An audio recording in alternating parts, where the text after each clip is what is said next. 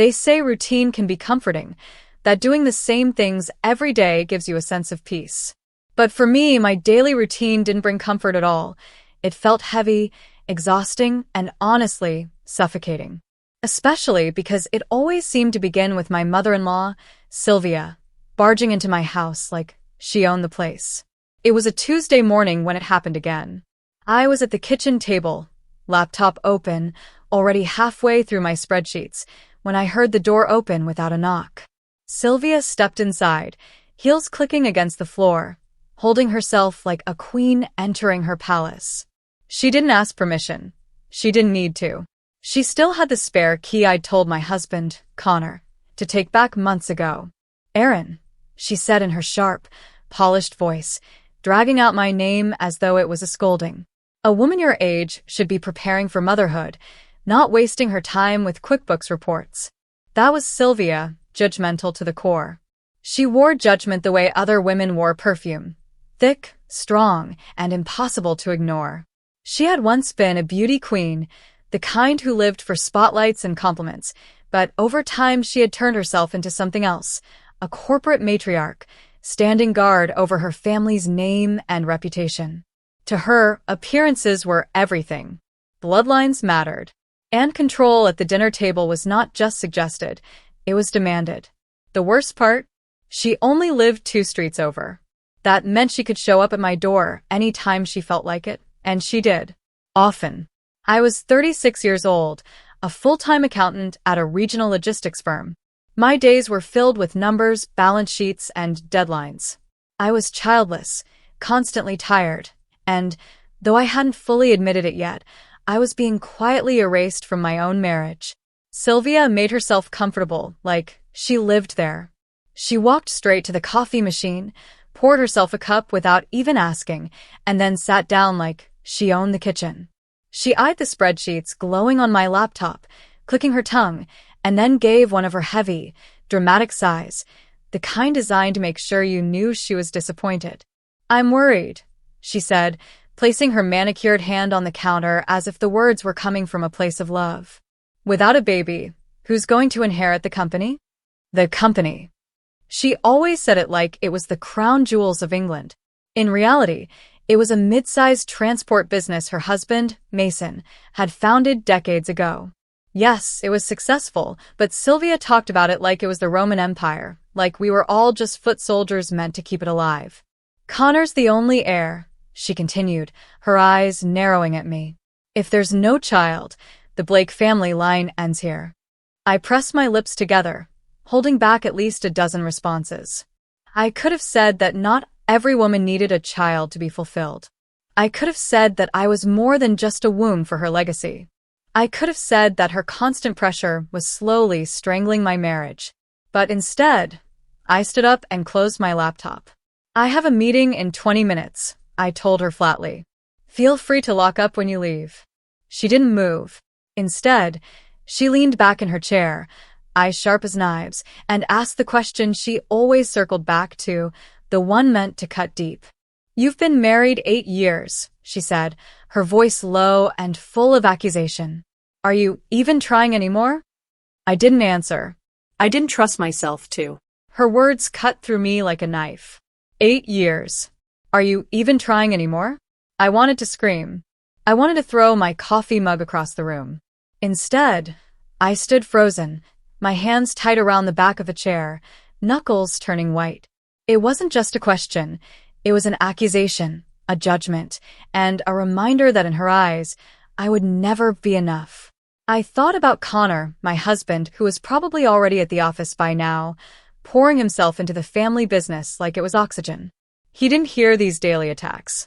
He didn't see the way his mother picked apart my every move, every choice, every silence. And when I tried to tell him, when I begged him to set boundaries, his response was always the same. "She means well." Did she? Because to me, it didn't feel like love or concern. It felt like surveillance. Like I was being measured every single day and found lacking. My chest ached as I walked past Sylvia toward the hallway. I could feel her eyes on me, sharp and unrelenting. Part of me wanted to stop and tell her everything, The late nights I spent crying in the bathroom so Connor wouldn't hear, the emptiness that had settled into our home like a fog, the growing distance between me and the man I had once believed was my partner. But instead, I kept moving. In the mirror by the door, I caught a glimpse of myself. Hair tied back in a messy bun, dark circles under my eyes, shoulders hunched with exhaustion. I barely recognized the woman staring back. She looked small, worn down, like someone slowly being erased from her own story. I picked up my bag, forcing my voice to stay calm. "I'll be late if I don't leave now." Sylvia didn't respond right away. She just sipped her coffee, watching me the way a queen might watch a servant. Finally, she said, "A wife's duty isn't just to her work. Think about that, Erin. Think about what this family needs." I closed the door behind me before she could say anything else. Outside, the morning air hit me like a wave of freedom, but it was thin and temporary. My legs carried me toward the car, but my mind was heavy with the same question that haunted me more each day. How long could I keep living like this? I couldn't answer her because the truth was, we had tried. Connor and I had tried everything. We cried together in the doctor's office, prayed in silence at night, and counted days on calendars, waiting for miracles that never came. Each negative test chipped away at us a little more, until eventually we just stopped. We stopped hoping, we stopped trying, and in some ways, we stopped being us. Now it was just me. Me keeping the house together. Me paying bills. Me working long hours, and still coming home to cook dinner for a man who barely looked at me anymore. The echo of what used to be our marriage filled the rooms, but Connor's laughter, Connor's warmth, it was gone. Connor had always been different from his parents, or so I thought. Softer, gentler, more reasonable than Sylvia and Mason. But as time passed, I realized his softness wasn't kindness, it was weakness. At 38 years old, he still bowed his head whenever Sylvia raised her voice, still acted like a teenager desperate to keep her approval. I used to think that made him loyal. Now it just made me feel abandoned. And then came the late nights. At first, they were rare, once a week, maybe twice. Then they became routine. 3 nights in a row. 4. He'd come through the door with a shrug, muttering excuses. Client dinner. Work ran late. His tie loosened, his coat tossed onto a chair, his eyes never meeting mine. At first, I wanted to believe him. I clung to every excuse, told myself I was being paranoid. But then little cracks started showing. The nights he wouldn't touch the food I cooked. "You already ate?" I asked one evening, trying so hard to keep my voice calm, steady.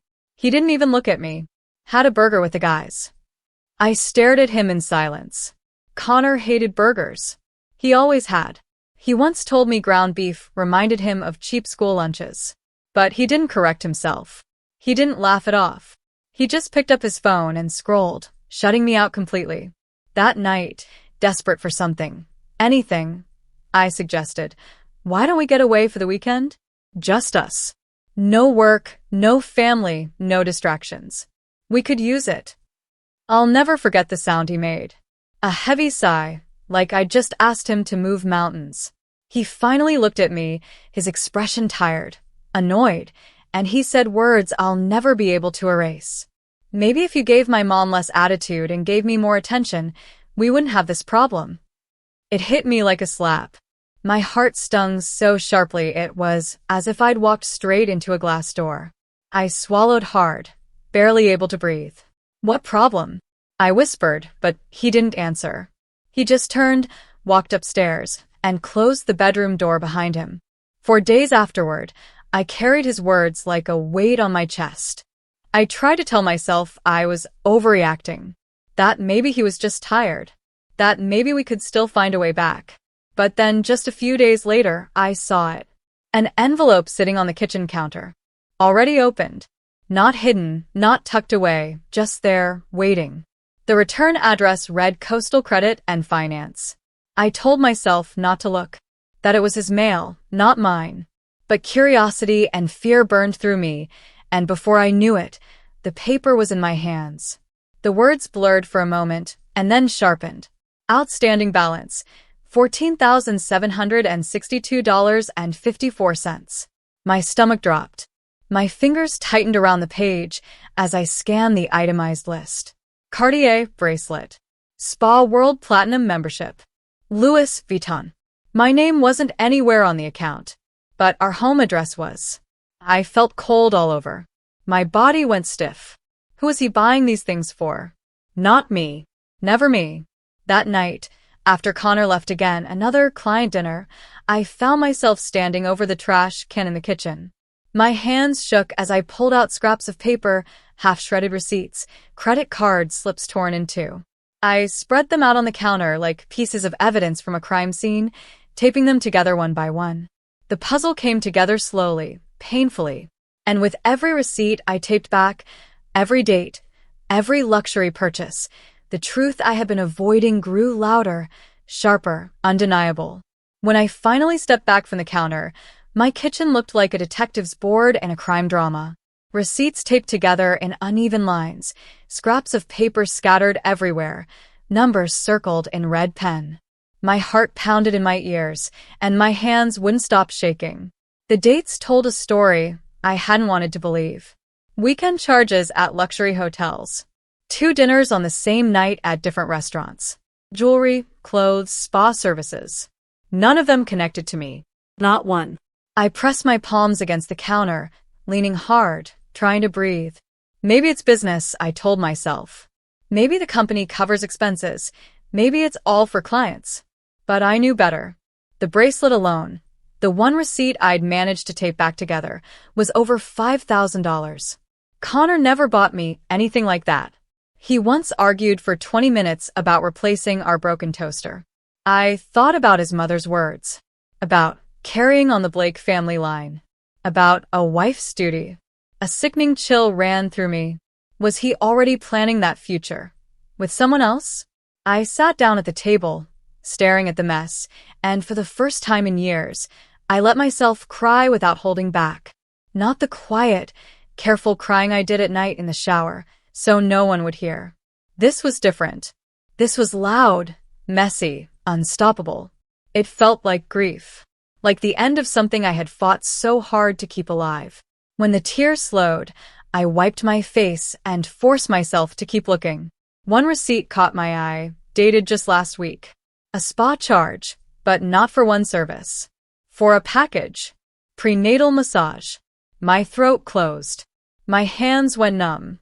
My mind screamed at me to put it down, to stop reading, to just pretend it wasn't there. But my eyes wouldn't move. Prenatal. The word pulsed on the paper like a neon sign. I shoved back from the table, knocking my chair to the floor. My chest heaved. It wasn't just an affair. It wasn't just late nights and lies. There was someone else. Someone carrying his child. The walls of the kitchen felt like they were closing in on me. Every clock tick sounded too loud, too sharp. I grabbed the receipts and stuffed them into a drawer, slamming it shut like that could make the truth disappear. But it didn't. It was there now, lodged inside me, poisoning every memory, every smile, every I love you we had ever shared. And in that moment, I knew. My marriage wasn't just broken. It was already gone. Every single receipt I taped together was recent, none older than 6 weeks. The timeline told its own ugly truth. One showed a charge for a silk robe. $900. Who in the world needed a robe that expensive? Not me. Another was for a couple's massage, booked at one of the city's most luxurious spas. I stared at the word couple until it blurred. It felt like the letters were mocking me. None of this was mine. None of this was for me. And then I noticed something else, something even harder to ignore. A smell. At first, I thought I was imagining it, but it was real. The faint, sweet scent of jasmine. It clung to Connor's dress shirts, a whisper of something soft and floral. But it wasn't mine. I hadn't worn perfume in months. Work was too busy, my energy too low, and honestly, who was I trying to impress anymore? But someone else had. Someone who leaned close enough to him for her scent to seep into his clothes. I didn't confront him. Not yet. My body wanted to scream, but my mind told me to wait. Instead, I started quietly watching. checking the mileage on his car, taking photos of every receipt I found, saving copies of bank statements before he could shred them. I told myself I was collecting evidence, but deep down I knew the truth. I was bracing myself, bracing for the moment when the lie would finally collapse, when I would have no choice but to face what I already suspected. That moment came at 2:34 in the morning, 3 weeks later. The house was silent, heavy, with the kind of stillness that makes you feel like the walls are listening. Then his phone buzzed. Loud, insistent, slicing through the dark. The screen lit up on his nightstand. But Connor wasn't there. He told me he was out of town helping with a warehouse audit in Cleveland. The number flashing across the screen was unfamiliar. My chest tightened. I hesitated. My fingers hovered, my heart racing so hard I thought I might faint. Then, almost against my will, I picked up. A woman's voice came through, high-pitched, frantic, breathless. "Are you Connor's wife?" My stomach dropped. My body sat upright before my brain caught up. "Yes," I said, my voice cracking. "Who is this?" There was a loud exhale, almost a sob. He collapsed. "At the hotel." "Oh God, he's at the plaza downtown. They're taking him to St. Luke's Hospital. It's his heart. Pleased he's critical." And then the line went dead. For a moment, I couldn't move. My hands shook so violently the phone nearly slipped from my grip. My mind was screaming, but my body acted on autopilot. I yanked on jeans over my pajamas, shoved my feet into sneakers without socks, grabbed my keys, and stumbled out the door. The drive was a blur. My knuckles clutched the steering wheel, white and stiff, my pulse thundering so loud it felt like it filled the car. Streetlights smeared past in streaks of yellow and white. At every red light, I thought I might pass out. I don't even remember parking. I just remember running. The hospital air hit me like ice. It smelled of bleach, sharp and clean, mixed with something metallic that clung to the back of my throat. My shoes squeaked against the polished floor as I rushed inside. The nurse at the front desk didn't flinch at my panic. She'd probably seen it 100 times before. I forced the words out, shaky and broken. "My husband, Connor Blake. I'm his wife. Where is he?" She looked at her screen, then back at me, her face calm but serious. "Cardiac wing. Room 4112. They just stabilized him. You'll want to prepare yourself." Her voice was steady, professional. But the words hit me like a tidal wave. Prepare yourself. For what? For losing him? For finding out the truth? For both? My legs carried me toward the elevators, but my heart knew, whatever waited behind that hospital door, my life would never be the same again. The hallway to the cardiac wing felt endless. Each step echoed like a drumbeat, my breath shallow, uneven. The fluorescent lights buzzed overhead, too bright, too sterile, almost cruel. My palms were damp, my body trembling as if my bones themselves were afraid. Room 4112. The numbers glowed on a small plaque beside a half-closed door. I stopped just short of it, my heart pounding so hard it drowned out every other sound. Part of me wanted to push the door open immediately, to see him, to know the truth. But another part of me froze, paralyzed with the fear of what, or who, I might find on the other side. I finally gathered enough courage to step inside. And there he was. Connor, pale against the hospital sheets, tubes running into his arms, a machine quietly beeping at his bedside. He looked smaller than I remembered, weaker, fragile in a way that made my chest tighten. But I wasn't the only one there. Across from him, sitting in the hard plastic chair, was a young woman. She couldn't have been more than 27, 28 at most. Her hair was messy, like she had rushed here without a second thought. Her eyes were red from crying, and her hands were clenched together in her lap. But what made me stop in my tracks, what made my blood run cold, was the swell of her stomach beneath her oversized hoodie. She was pregnant. She looked up when she heard me, startled, almost guilty. And in that moment, I didn't need anyone to explain. I didn't need receipts or perfume or half-shredded evidence. The truth was sitting right in front of me, alive, breathing, carrying the child my husband had given her. Silence filled the room, heavy and suffocating. The only sound was the steady beep of the monitor, marking time I couldn't control. My throat tightened, but no words came out. The young woman stood slowly, nervously, like she wasn't sure if she should leave or stay. "You must be his wife," she said softly, her voice trembling. I couldn't answer. I couldn't move. Every emotion, rage, grief, betrayal, crashed into me all at once, leaving me hollow and shaking. Then Connor stirred. His eyelids fluttered open, groggy, confused, and when his gaze landed on the two of us, me at the door, her by his side, his face drained of all color. And that was when I knew nothing would ever go back to the way it was. Prepare myself for what? The nurse's words echoed in my head as I walked, my body numb.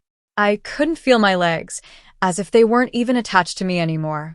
My mouth was dry, like I'd swallowed sand. The hallway stretched out in front of me like an endless tunnel, cold and sterile. The fluorescent lights above buzzed one by one, each hum louder than the last, as if the building itself wanted me to turn back. When I finally rounded the corner toward his room, I slowed. And then I stopped. Someone was already there. She stood outside room 412, leaning against the wall like her body was too weak to hold itself up.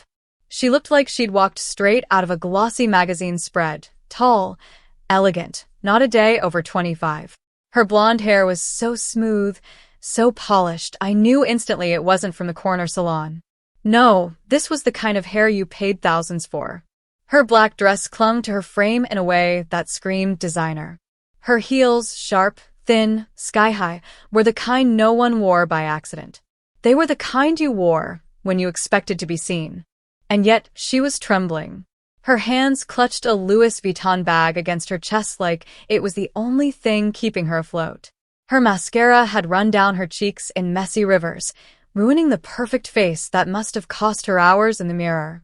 For all her glamour, she looked destroyed. Our eyes met, and her whole body stiffened. For a moment, we just stared at each other, silence pressing heavy between us. You must be Erin," she said finally, her voice cracking on my name. Her fingers shook around the handbag.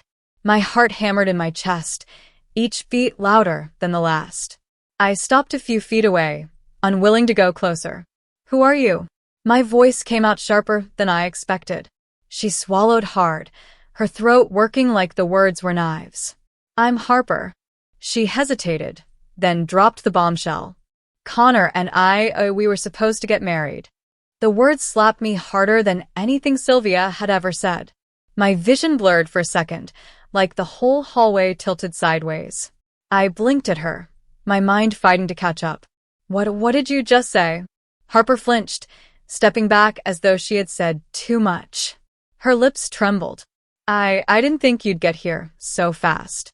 He texted me earlier, said his chest hurt, but he told me not to panic. I thought it was nothing. I didn't know it would be this."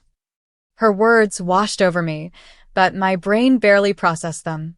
I couldn't stop staring. She was young, beautiful, dressed like a grieving widow, standing outside my husband's hospital room. And then my gaze fell lower, to her wrist, where she wore a silver bracelet. My bracelet, the one I had given Connor for our 5th anniversary. And there she was, wearing it like it belonged to her. I stood frozen, every piece of me unraveling, but I said nothing more. My voice had deserted me.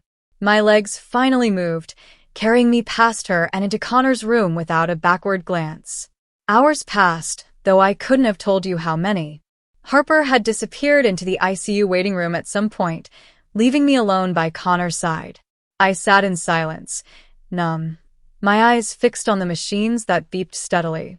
The oxygen line hissed, rising and falling in rhythm with his shallow breaths.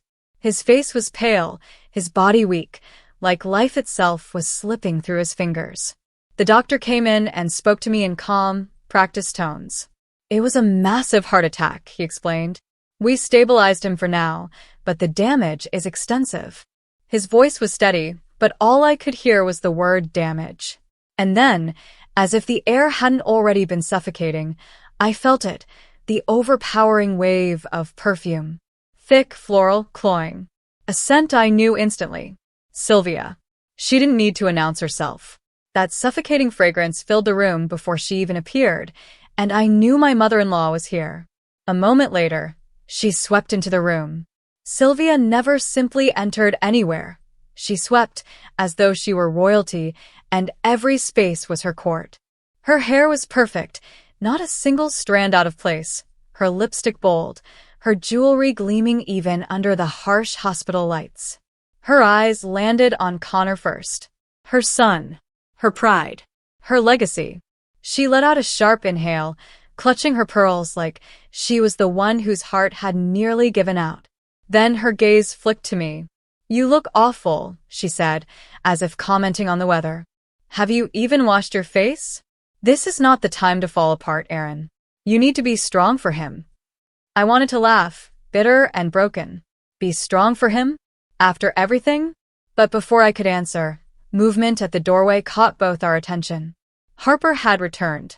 She stepped back into the room cautiously, her face pale, her hands gripping that designer bag. Sylvia turned, and for the first time in years, I saw my mother-in-law truly caught off guard. Her eyes widened, her perfect red lips parted, and then snapped into a thin, controlled smile. "You must be Harper," she said, her tone careful, deliberate. Not questioning, not surprised. Like she already knew her. My stomach dropped. Harper's chin wobbled as she nodded. Yes. I came as soon as I heard. Sylvia reached out, touching Harper's arm like she was a beloved daughter. "Of course you did. That's what family does." Family. The word burned. I stood frozen by Connor's bed, staring at the two women. Harper, young and trembling, clutching her bag. Sylvia, calm and composed, as if she had been waiting for this moment. My mouth was dry, but the pieces were clicking together, one by one, and I could no longer pretend not to see it. This wasn't just an affair. This wasn't just lies. Sylvia knew. She had known all along. The air in the room thickened until it was hard to breathe. The machines kept their steady rhythm, beeping Connor's fragile pulse into the silence. And for the first time, I realized I wasn't just fighting for my marriage. I was standing in the middle of a war I hadn't even known had started. "Where is he?" Sylvia's voice echoed down the hospital hallway before I even saw her. She wasn't walking, she was storming, heels clacking against the tile like gunshots. Behind her came Mason, my father-in-law, his face gray and tight, like stone. I stood from the chair I had been half collapsed in for hours and pointed silently toward Connor's room. My throat was too dry to form words. Sylvia pushed past me and rushed in.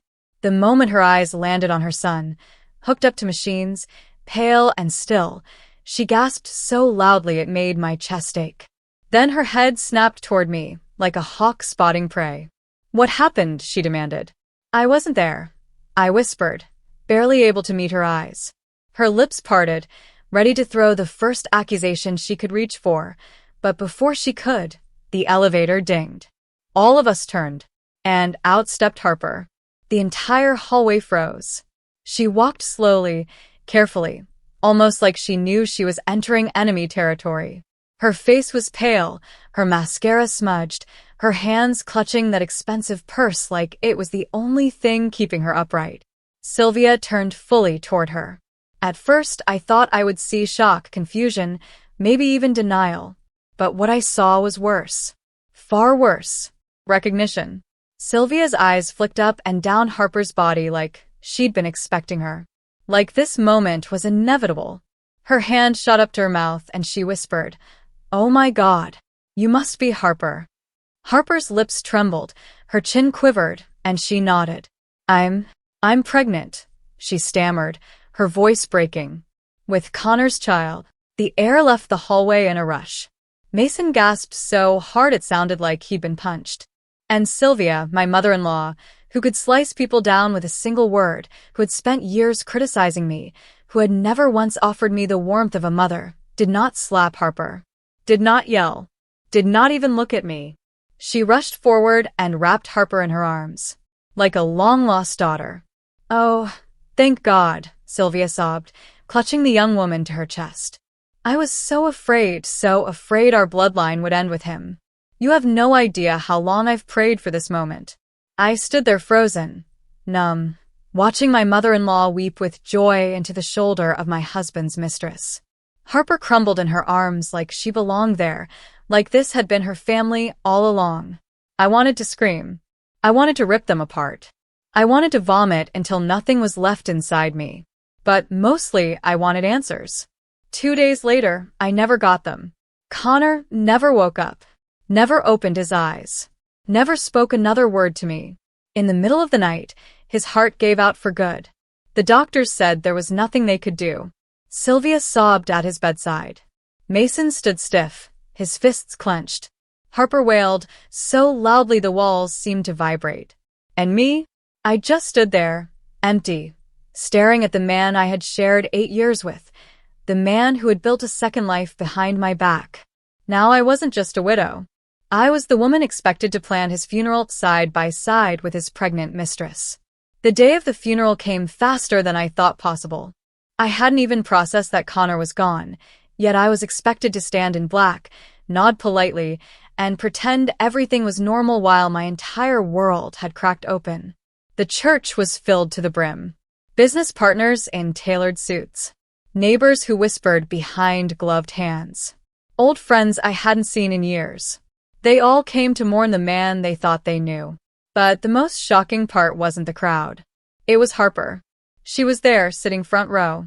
Not tucked away quietly in the back, where mistresses usually hide. No, Sylvia had insisted she be right up front, directly across from me, like we were equals. Or worse, like she had more of a right to be there than I did. "She belongs with us," Sylvia had declared when I protested. Her voice was sharp enough to silence the room. "She's carrying Connor's child. She's family now." Mason, stoic as ever, gave a curt nod as if to seal the verdict. And just like that, Harper was placed at the very center of the grief, her hands folded over her small but noticeable stomach, as though her presence alone was proof of Connor's legacy. I sat rigid in my seat, my fists clenched in my lap, so tightly my nails dug into my skin. People kept glancing between us, between the widow and the mistress, trying to piece together the unspoken story. The pastor began to speak, his words flowing about life, love, and the fragility of time. But his voice was background noise. All I could hear was the steady hum of whispers. All I could see was Harper, dabbing her eyes delicately with a tissue Sylvia had handed her, like she was the one who had spent 8 years building a marriage with him. At one point, Sylvia leaned over and placed a protective hand on Harper's knee. The gesture made bile rise in my throat. I wanted to stand up and shout the truth to everyone in that church, that she wasn't family. She was the reason my marriage had been hollow for so long, that she was the evidence of betrayal I could never erase. But my brother, sitting beside me, squeezed my hand gently. His silent strength held me together in that moment. When it was time to give eulogies, Sylvia marched to the pulpit first. She spoke about Connor as though he were a saint, a man destined to carry on the great Blake legacy. She spoke of honor, tradition, strength, and without shame, she spoke of Harper's unborn child. "Through this baby," she announced proudly, "our bloodline will live on. Connor will live on." The congregation nodded, murmuring approval. I sat frozen, invisible in my own husband's story. But just as Sylvia returned to her seat, my brother rose slowly from beside me. The room stilled. He adjusted his jacket, walked calmly to the front, and took the microphone. His voice was steady, but there was a storm behind it. "It's time," he said, scanning the crowd. "It's time someone told the truth."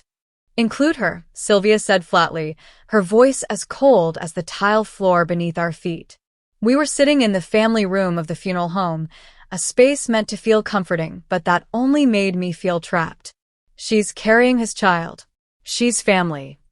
My chest tightened. "She is not family," I said, my voice sharper than I intended. "She is now," Sylvia snapped back without hesitation, her eyes narrowing like I was the unreasonable one. "Mason," My father-in-law sat slouched in the corner, rubbing his temples like the whole discussion gave him a headache. He hadn't spoken for most of the meeting, but his silence weighed heavily on the room. I leaned forward. You want her to sit where? With us? On the front row? Yes, Sylvia said, her tone final, like a judge passing down a sentence. I blinked in disbelief.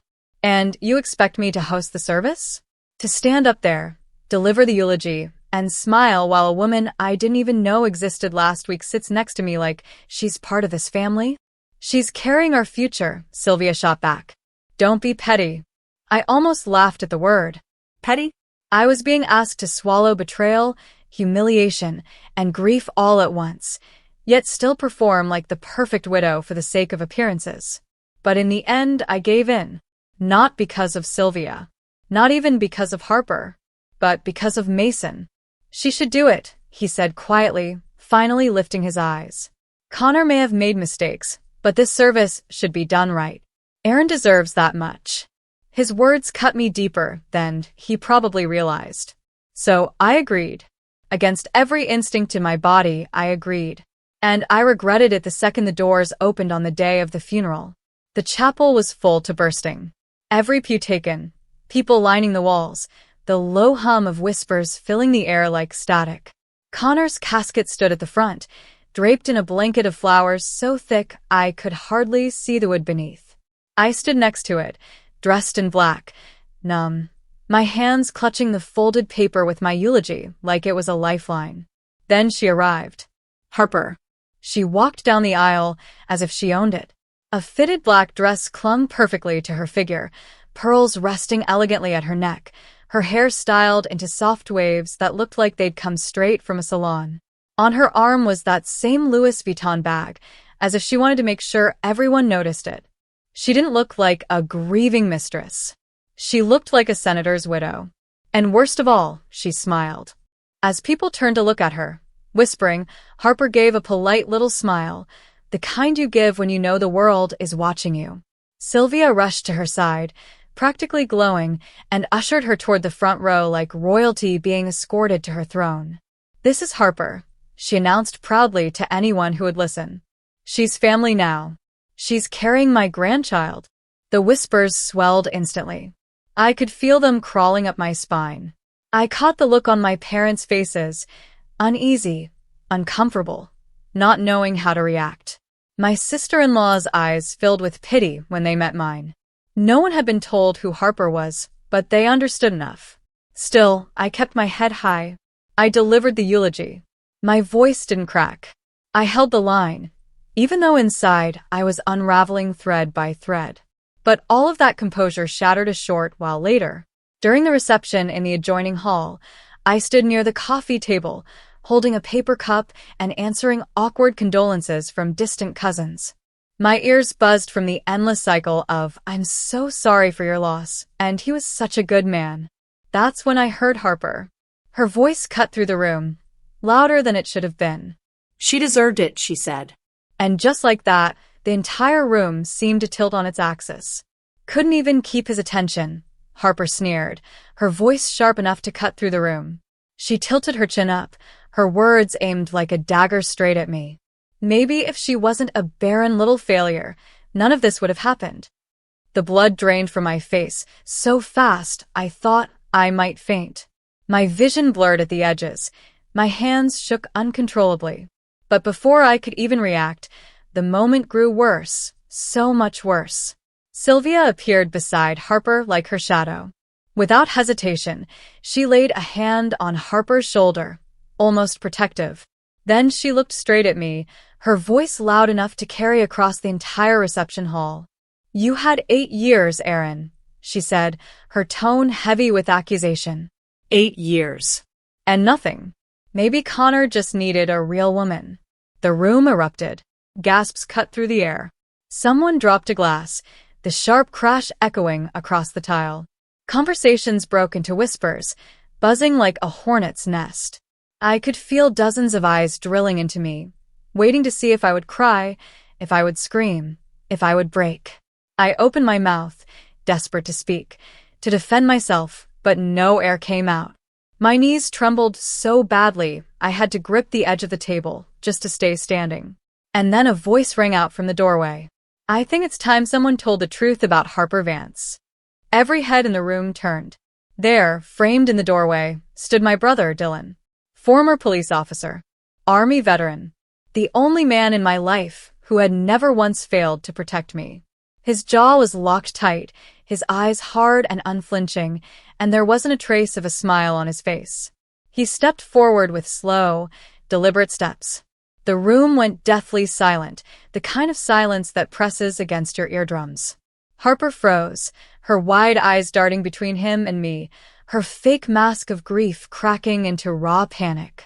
"I knew you looked familiar," Dylan said, his voice steady, each word deliberate. He stopped just a few feet from her. But it wasn't until I made a call this morning that it clicked. Harper stiffened, clutching her designer bag against her chest like it could shield her. "My friend TJ sends his regards," Dylan added. Harper's face drained of all color. The hand holding her bag trembled. "TJ." My mind caught the name like a spark catching dry kindling. I blinked at Dylan, my heart thudding so loudly I could barely breathe. Dylan's eyes softened briefly as he glanced at me, then snapped back to Harper. His voice hardened again, every syllable cutting through the air like steel. "Her husband, Aaron. His real name is Thomas Jameson. Former Army. Moved to Denver 3 years ago. Married Harper Vance shortly after." The room exploded into murmurs. People gasped, turned to each other, whispering frantically. Mason shot up from his seat, his chair screeching against the floor. Sylvia's hand dropped from Harper's arm like it had been burned. "Don't listen to him," Harper said quickly, her voice rising higher, panicked. I left him. We're separated. It's complicated." "No," Dylan cut in coldly. His tone had the weight of truth, undeniable, unshakable. "It's not complicated. You disappeared with his money. You cleared out his savings. You filed no divorce papers. And then you started playing fiancé to a man who already had a wife." The words slammed into me like a tidal wave. And yet, instead of drowning, I felt something inside me start to rise. For the first time in weeks, maybe months, the crushing weight on my chest lifted. I wasn't crazy. I wasn't weak. And I wasn't alone. Dylan turned to the stunned crowd, his voice carrying like a gavel striking in a courtroom. "This woman isn't Connor's widow. She's not even free to be here as his fiancée. She is still legally married. Everything she's claiming is a lie." And as if on cue, as though the universe wanted to hammer the final nail into Harper's web of deceit, the back doors of the hall creaked open. In walked a tall man in worn jeans and a brown leather jacket, his boots heavy against the floor. His presence filled the room instantly. "TJ," I breathed, my throat tight. The man's eyes locked on Harper. His jaw clenched. His voice boomed across the room, full of rage and betrayal. "Harper." Harper froze when she heard his voice. Slowly, she turned toward the man in the doorway, her lips parting like she wanted to speak, but no words came out. The color drained from her face, leaving her as pale as the lilies on the casket. The entire room shifted, heads craned, whispers rippled, and the tension became almost unbearable. TJ walked forward, each step heavy, deliberate, like a man who had rehearsed this moment in his mind for years. His eyes never left Harper, sharp and furious, but also wounded. You could feel the betrayal radiating off him like heat. "How could you?" he asked, his voice low but clear enough for every person in the hall to hear. "You stole from me. You ran from me. And now I find you here, parading around as someone else's grieving fiancé?" Harper shook her head quickly, her hands raised as if she could push his words back into the air. "No, it's not what you think. Please, I can explain." "Explain?" TJ barked, his voice thundering in the silence. "Explain how you emptied my bank account and vanished? Explain how you left me with nothing, not even a goodbye. Or maybe you want to explain how you stood in front of his family, acting like you belonged here, when you're still my wife?" Gasps filled the room. Some guests covered their mouths with their hands. Others muttered in disbelief. eyes darting between Harper, TJ, and Sylvia. Sylvia's face twisted, her hand trembling as she pointed at Harper. You told us." Harper stepped toward her, desperate, her mascara streaking as tears began to fall. "Sylvia, please. I didn't mean for this to happen. I loved Connor. He loved me too. You have to believe me." "Believe you?" Mason finally spoke, his voice thunderous, louder than I'd ever heard. He rose to his full height, his hand shaking as he jabbed it toward her. "You lied to this family. You lied to everyone in this room." The hall erupted in noise. Guests shouted questions, some demanded Harper leave. Others sat frozen in shock. Harper's eyes darted around wildly, searching for someone, anyone, to take her side. But the only person who had stood by her, Sylvia, now looked like she'd swallowed poison. TJ stepped closer, his voice dropping low, almost trembling with rage.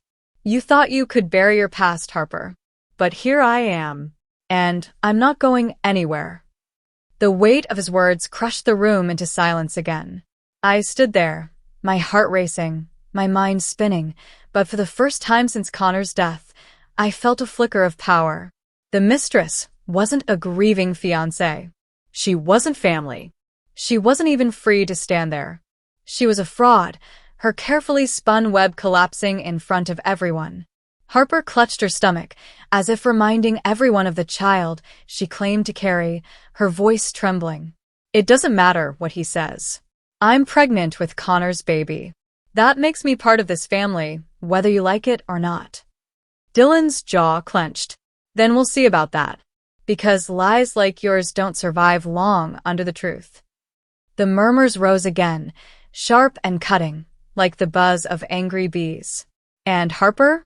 She stood in the center of it all, her mask completely shattered, cornered with nowhere left to run. Harper actually flinched when she saw him coming. TJ didn't just walk. He strode down the aisle like a man entering a courtroom, every step heavy, his presence filling the chapel. His eyes locked on her, sharp and merciless. "What the hell are you wearing?" he demanded, his voice echoing against the walls. "Do you even realize whose funeral this is?" Harper's confidence cracked. She started backing away, clutching her purse against her chest like it could shield her. "TJ, please, I told you already." But he didn't let her finish. He raised his phone high and pressed play. The room went silent. From the small speaker came a voice, her voice. It was grainy, but there was no mistaking it. "I faked the pregnancy. I just wanted a slice of his money. His family's loaded. Once he's gone, I'll say the baby's his. By the time they figure it out, it'll be too late." The words cut through the room like a blade. A woman in the back gasped loudly. Another dropped her coffee cup, the sharp crack making everyone jump.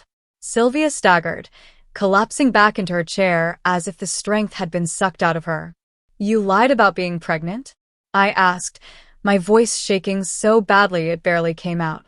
"Me? Harper stammered, her mouth opening and closing like a fish out of water. No excuses came. No lies quick enough to cover this one. "You tried to bury me at my husband's funeral," I whispered, my throat tight. "With a story you built out of garbage." TJ stepped forward again, this time pulling a folded document from inside his jacket. He walked straight to the condolence table, slammed it down beside the guest book, and spread it out. The papers looked stark under the dim lights. "Divorce papers," he said sharply. "Already signed by me. All we need is your signature and a couple of witnesses." He glanced around at the stunned crowd. "Anyone here willing to oblige?" The response was instant. People nearly tripped over each other to get closer, the anger in the room turning into action. A line formed, guests eager to sign, and witness the truth being put on record. Harper's hands shook so violently the pen scratched across the paper. She scribbled her name with shaky strokes, her carefully polished glamour unraveling right in front of everyone. When the ink dried, her shoulders slumped like the fight had drained right out of her. The moment the pen left the page, she bolted. Clutching her bag, she spun toward the door in a desperate rush to escape. But Dylan was already there.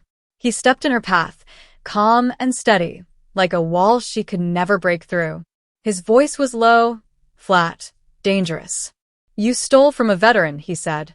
"And you committed fraud across state lines. You really think we're going to let you just walk out of here?" He reached into his jacket and pulled out his old police badge. The metal glinted under the overhead lights. Expired, maybe, but still real. Still heavy with authority. "I made a few more calls this morning," Dylan added. "You'll be getting visitors soon. And they won't be as polite as me." Harper spun, wide-eyed, searching the room for help. But there was no one left on her side, not even Sylvia.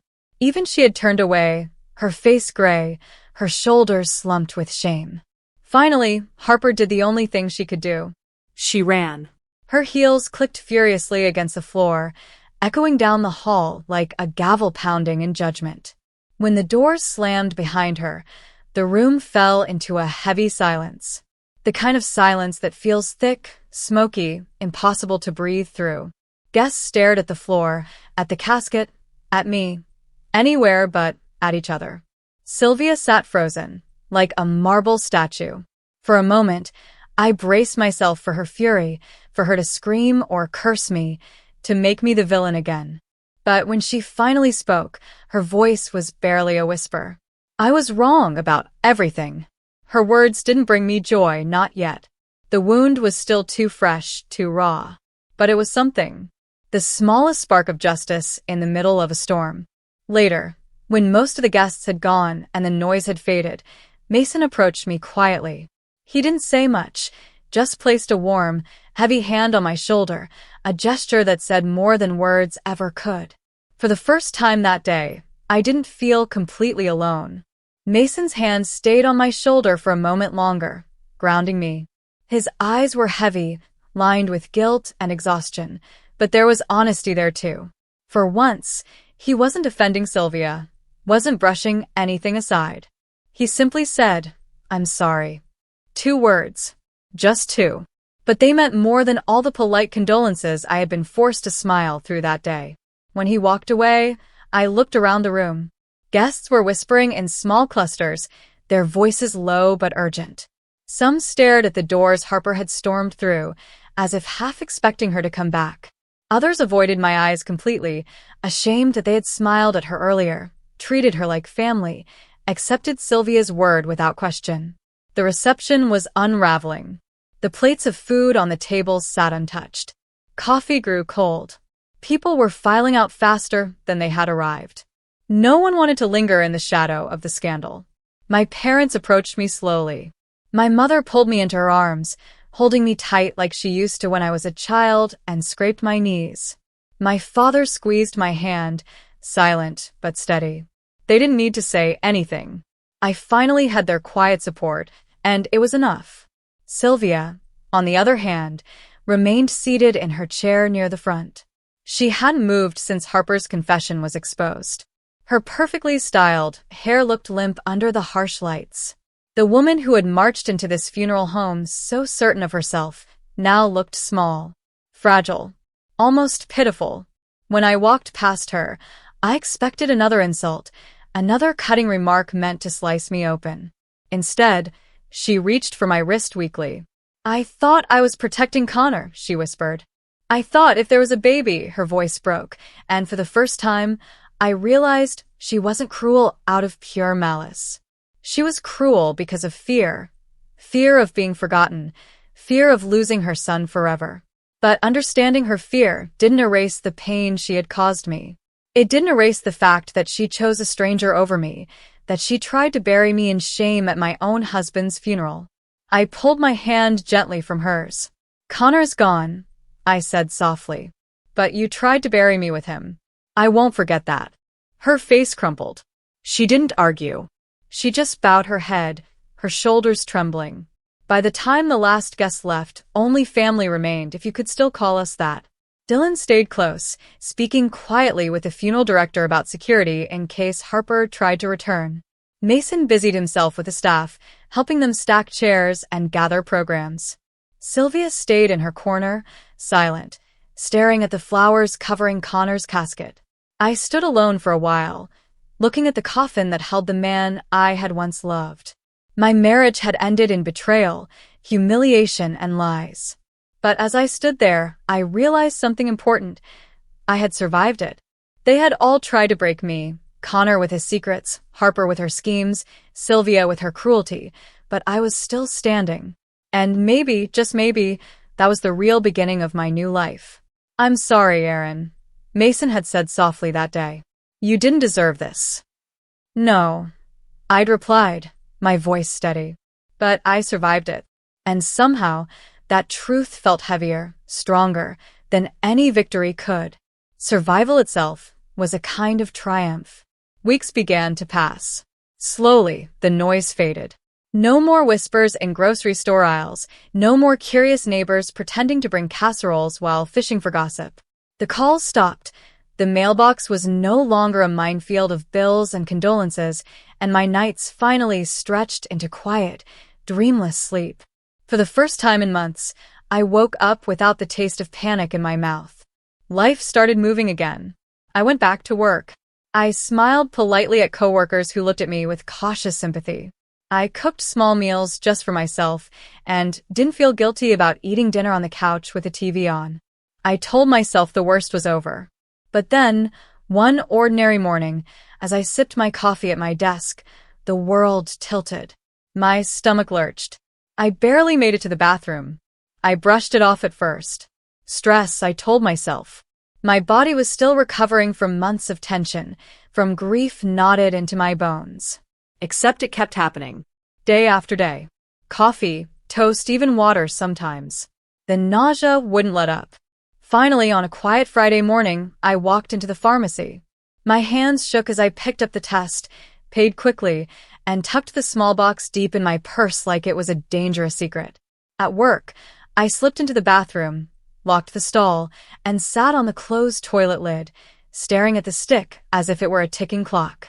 When the lines appeared, my breath caught in my throat. 2. Clear, unmistakable. I gripped the edge of the sink so tightly I thought my knuckles would split open. For long minutes, I couldn't move, couldn't think. Just sat there, suspended between disbelief and something else I didn't dare name. I drove straight to the doctor's office, as if speed could somehow make it less real. Blood test, waiting, confirmation. Numbers on a page that changed everything. The doctor smiled gently. "Congratulations, Aaron. You're pregnant." I walked outside in a daze. The sunlight was too bright, the air too sharp. I pressed a hand against my stomach, feeling nothing and everything all at once. After all the pain, after betrayal had gutted me, after humiliation left me hollow, after Connor's death and Harper's cruel lies, after Sylvia's venom, after all of it, there was this. A heartbeat. Not Connor's, not anymore. Mine. And now, something new. Something small, fragile, and impossibly alive. I sat in my car, staring out the windshield as the world blurred around me. For so long, my life had been shaped by loss and grief, by what I didn't have, by what had been taken. But in that moment, I realized there was still something waiting for me. Something that was mine. "He never gave me peace," I whispered, my voice trembling. "Never gave me love or safety." My palm pressed firmer against my stomach. But maybe this child is the only true gift Connor ever left behind. And for the first time in what felt like forever, I smiled. A real smile. Small, shaky, but real. Because this time, it wasn't about survival. It was about hope. The news of my pregnancy spread quicker than I would have liked. I hadn't told anyone at first, wanting to protect the fragile little secret inside me. But eventually, Mason showed up at my door with a quiet knock and a soft smile. "I heard," he said simply, "and I'm glad. Not because of the family name, or the company, or any of that nonsense Sylvia clings to, but because I think this baby might be the second chance you deserve." His words stayed with me. Mason never tried to control me, never demanded, never judged. Maybe that's why I let him in, why I allowed him to sit across from me at my kitchen table while I ate saltine crackers to fight off nausea. He would tell me stories about Connor as a boy, sweet, clumsy, nothing like the man he became under Sylvia's shadow. For the first time, I could see Connor without bitterness. Not as my betrayer, not as Sylvia's son, but as a human being who'd been flawed and weak. Sylvia, on the other hand, was another story. She came storming into my home 2 weeks later, her perfume thick as smoke, her words sharp as glass. "I know about the baby," she said, crossing her arms, "and I expect to be involved. It's my grandchild." I stood straighter than I ever had before. No, Sylvia. "It's my child. You don't get to decide what role you play. That's up to me." Her mouth opened, ready for another insult, but I didn't give her the chance. I gently closed the door in her face. My hands shook, but inside I felt taller, stronger. For the first time in years, I wasn't afraid of her. Harper disappeared completely. After the public humiliation, the fraud charges waiting for her, and TJ's looming presence, she vanished like smoke. I never heard her name again, and I was grateful. She'd stolen enough of my peace. As the months passed, my body changed. My heart changed too. Every flutter, every kick inside me reminded me that life could still grow out of ruins. I decorated a small nursery with yellow walls and white curtains, nothing fancy. Just soft, warm, safe. When the day finally came, I was terrified. But then I held her, my daughter, in my arms. Tiny, perfect, with Connor's dark hair, but my eyes. I cried harder than I thought possible, not out of grief this time, but out of pure, breathtaking love. I named her Grace, because that's what she was, my saving grace, my second chance, my reminder that I could survive, and not just survive, but build something beautiful. Sylvia tried again, of course. She showed up at the hospital, demanding to see her grandchild. But Mason stopped her. He stood between us and said firmly, "This isn't about you anymore. It never was. If you can't respect Aaron, you don't deserve to know Grace." And just like that, Sylvia's reign ended. Mason still visited, gentle and steady, but Sylvia faded into the background, her power stripped by her own cruelty. Years passed. Grace grew, filling my little house with laughter, with drawings taped to the fridge, with muddy shoes by the door. And every time I looked at her, I knew I'd been right. She was the only real gift Connor had ever left me. But the rest? The betrayal, the humiliation, the lies? They no longer defined me. They were shadows, and I was living in the light. One evening, as Grace toddled toward me with her favorite stuffed bunny, she looked up with a wide smile and said, "Mama, you happy?" And I realized I was. Truly, deeply, for the first time in years. I bent down, scooped her into my arms, and whispered against her hair, "Yes, baby. Mama's happy." And I meant it. The past hadn't broken me. It had remade me.